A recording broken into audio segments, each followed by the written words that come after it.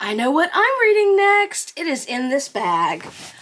Hi readers, welcome back to my channel. Lila Wanders and Reads. Lee here.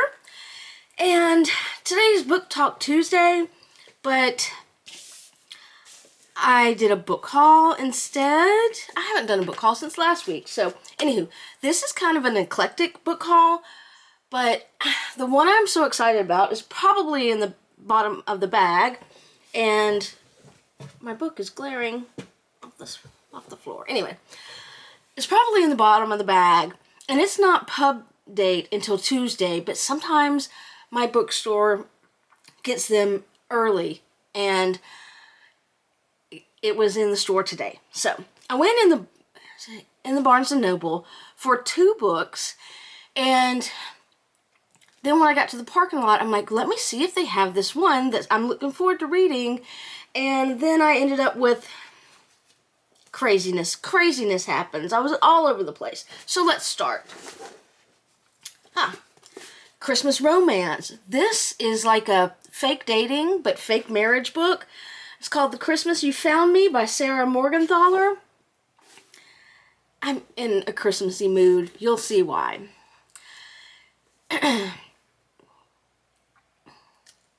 Sienna Naples' family has taken care of their wild Idaho land for generations, and Sienna can't imagine any other life. But at Christmas time, with her painful marriage finally over, it's full of memories and incredibly lonely. Until a tall, handsome stranger and a little girl walk into her life, and suddenly the holidays are alive again. When single father Guy Maple shows up as the result of a joke ad gone awry, he isn't joking. Times have been hard for Guy's 4-year-old daughter, Emma. Oh, sorry, I messed that up. Times have been hard, and Guy's 4-year-old daughter, Emma, needs a kidney transplant. But if Guy can't prove financial stability, she won't stay on the transplant list.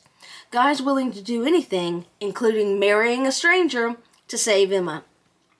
It's an impulsive marriage of convenience, and Sienna knows this isn't real, no matter how much she adores Emma, how well Guy fits into the ranching life, or how much light and laughter is coming into their lives as a result. The more time she spends with her newfound family, the more she fears losing the fragile, feisty little girl and the kind, devoted, hardworking man who is her husband. But is it only in name? Let's see. Next, something completely different. 3 of these books that I picked up were because of Greg over at Supposedly Fun has mentioned them recently, and this next one was long listed for the Booker Prize, but did not make the short list. That is Playground by Richard Powers. I've not read any of his. His book, The Overstory, won the Pulitzer Prize, and I looked at it and considered it, but I decided not to buy that because I'd already spent way too much money, or had way too much money in my bag. In Playground, 4 lives are drawn together in a sweeping panoramic new novel from Richard Powers. Yada, yada, yada. 12-year-old Evie Beaulieu sinks to the bottom of a swimming pool in Montreal, strapped to one of the world's first aqualungs. Ina Arroita grows up on naval bases all across the Pacific with art as her only home. 2 polar opposites at an elite Chicago high school bond over a 3,000-year-old board game. Rafi Young will get lost in literature, while Todd Keene's work will lead to a startling AI breakthrough. They meet on the history-scarred island of Makatea in French Polynesia, whose deposits of phosphorus once helped feed the world. Now, the tiny atoll has been chosen for humanity's next adventure, a plan to send floating, autonomous cities out onto the open sea. But first, the island's residents must vote to greenlight the project or turn the seasteaders away. So, it seems interesting. I've not read any Richard Powers before. If you've read it, I'd love to hear from you on it. Okay. Next is one of the two books that I went into. This one I was inspired to buy, again, because of Greg supposedly fun, and that is Foster by Claire Keegan. There is a movie called The Quiet Girl on Hulu, I think, that I found out about from Greg, and it's based on this. And I've read Small Things Like These by Claire Keegan, really enjoyed it, and so I thought I'd give Foster a try. And the sun is glaring off my stuff out my window here. This is a heartbreaking story of childhood, loss, and love. It is a hot summer in rural Ireland. A child is taken by her father to live with relatives on a farm, not knowing when or if she will be brought home again. In the Kinsella's house, she finds an affection and warmth she has not known, and slowly, in their care, begins to blossom.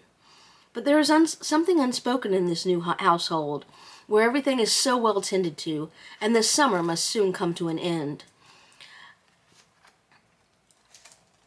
I will probably, that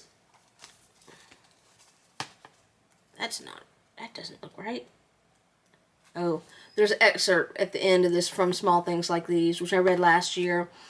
This is only 92 pages, so I will probably knock that out this week. Put that in the knock that out this week pile. This week, September 22nd through 28th or whatever, is also Banned Books Week. Well, I had considered doing a banned book post for Book Talk Tuesday, but I did that actually a couple weeks ago, whatever, when I was doing my book or band project. So I thought, let me look at some books that are a little bit different, that are not banned. The first one I picked up is the Banned Bookshop, I'm having trouble talking, of Maggie Bates by Shauna Robinson. I've not read any of her books before, but she has several others, so if this is good, I might go look at them. Before I read the back of that, one of the things I like about BookTube is the ability to spotlight books not only that are like popular or long listed, but books that you just have discovered that may not be new. I like to hear about people who are not all reading the same thing. I like new books, even if they're only new to me. Anyhow, back to Maggie and her Banned Bookshop. When Maggie Banks arrives in Bell River to run her best friend's struggling bookstore, she expects to sell bestsellers to her small-town clientele. But running a bookstore in a town with a famously bookish history isn't easy. Bell River's Literary Society insists on keeping the bookstore stuck in the past, and Maggie is banned from selling anything written in this century. So when a series of mishaps suddenly tip the bookstore toward ruin, Maggie will have to get creative to keep the shop afloat. And in Maggie's world, book rules are made to be broken. To help save the store, Maggie starts an underground book club running a series of events celebrating the books readers actually love. But keeping the club quiet, selling forbidden books, and dodging the literary society is nearly impossible, especially when Maggie unearths a town secret that could upend everything. Maggie will have to decide what's more important, the books that form a small town's history, or the stories poised to change it all. This feels like it's written in a... Are there more books about Bell River? I'm going to have to find out. 1, 2, 3. Next is another book that I learned about from Greg. That is The Prime of Miss Jean Brodie by Muriel Spark. This is also a movie which I have not seen. And this was published in copyright 1961. So it also is short, 137 pages. So this will also try to get to this week. At the Stade Marcia Blaine School for Girls in Edinburgh, Scotland, teacher extraordinaire Miss Jean Brodie is unmistakably unmistakably and outspokenly in her prime. She's passionate in the application of her unorthodox teaching methods, in her attraction to the married art master, Teddy Lloyd, in her affair with the bachelor music master, Gordon Lowther, and, most important, in her dedication to her girls, the students she selects to be her creme de la creme. Fanatically devoted, each member of the Brodie set, Eunice, Jenny, Mary, Monica, Rose, and Sandy, is famous for something, and Miss Brodie strives to bring out the best in each one. Determined to instill in them independence, passion, and ambition, Miss Brodie advises her girls, safety does not come first. Goodness, truth, and beauty must come first. Follow me. And they do, but one of them will betray her. So, what I gather is that Miss Brodie, I may be wrong, but Miss Brodie kind of looks up to fascists. I'm not sure. I'll find out and I'll let you know.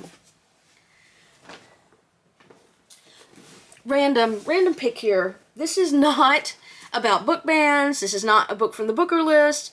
It is something I just saw on the shelves and picked it up.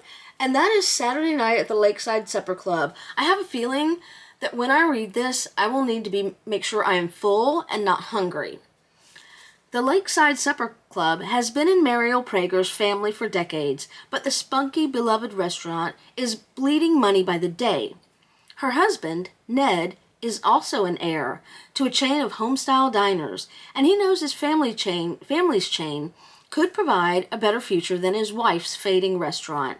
In the aftermath of a devastating tragedy, the couple lose almost everything they hold dear. Can they find a way to rebuild their lives? And will the Lakeside Supper Club be their salvation? This is a best-selling author. Roxane Gay says it's a perfect book. This is told in multiple timelines through multiple perspectives, I believe. Never heard of this, but it looks great. Also on the... in this vanishing world of relish trays and brandied old fashions. Yeah. I'm not sure. Anyway, I'll give it a shot one of these days. Okay. We are back to banned books now. And I've picked this up and put this one down a couple of times. I don't know when I'll get to it. This is The Banned Books Club by Brenda Novak. Have not read anything, but she also is a New York Times best-selling author.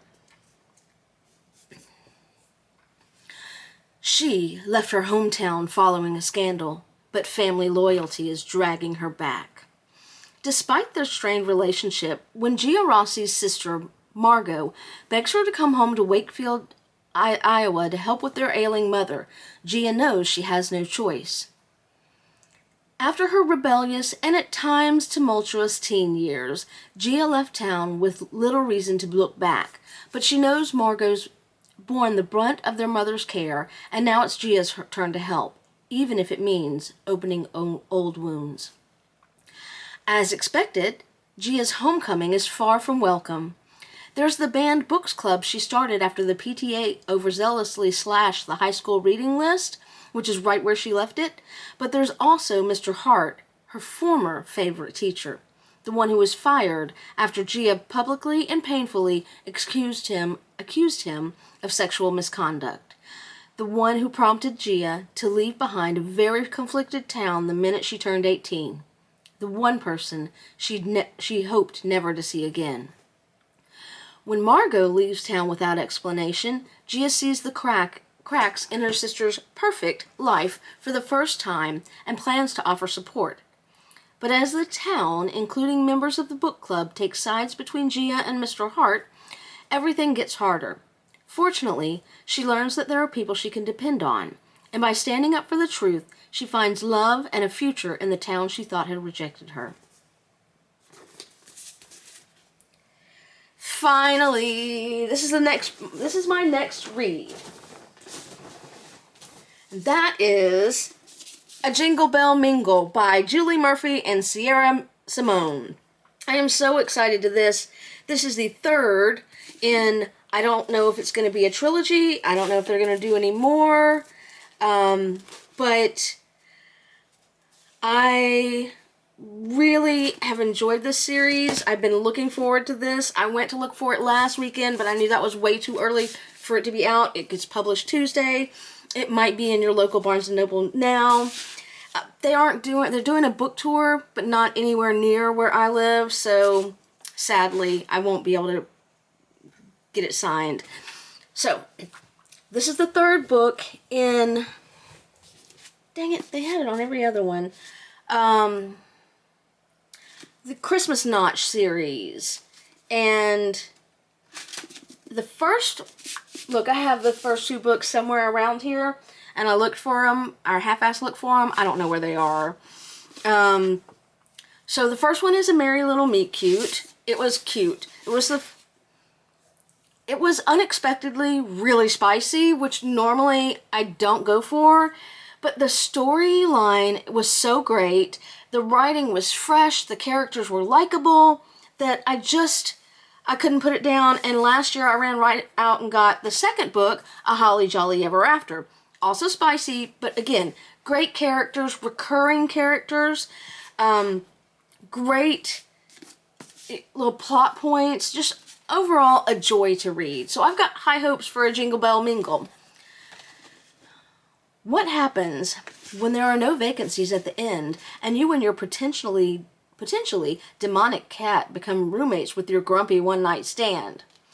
Part-time adult film actress, one-time adult film director, and makeup artist Sunny Palmer has accidentally sold her very first screenplay to the Hope Channel.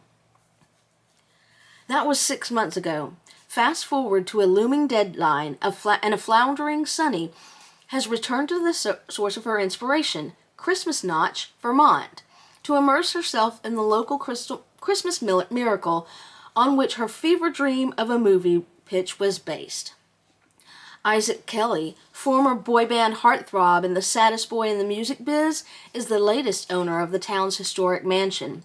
After putting his record label on hold for years while he recovered from the heartbreak following the death of his young wife, Isaac has been given an ultimatum: write some new music or lose his contract.